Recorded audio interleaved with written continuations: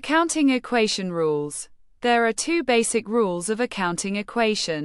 1. The first among them is the basic accounting equation which written as assets equals liabilities plus equities. 2.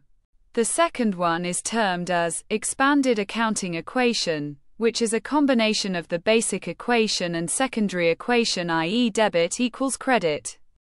হিসাব সমীকরণের নিয়ম। হিসাব সমীকরণের দুটি মৌলিক নিয়ম রয়েছে। 1. এর মধ্যে প্রথমটি হল মৌলিক হিসাব সমীকরণ যা সম্পদ সমান দায় প্লাস ইকুইটি হিসেবে লেখা হয়। 2.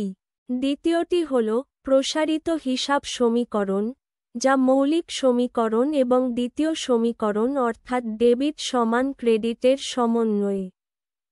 लेखांकन समीकरण नियम। लेखांकन समीकरण के दो मूल नियम हैं। 1.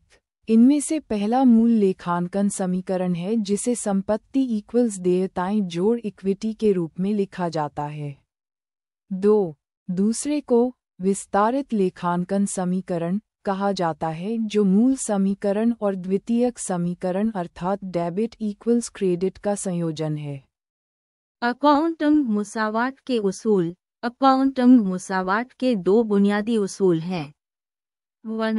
इनमें से पहली बुनियादी अकाउंटिंग मुसावाट है जिसे एसेट्स बराबर लायबिलिटीज जुमा इक्विटीज के तौर पर लिखा जाता है। 2.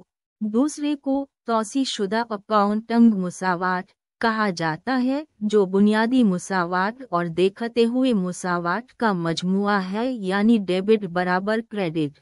Thanks for watching. Please like, comments, share, subscribe and follow my channel for getting regular update.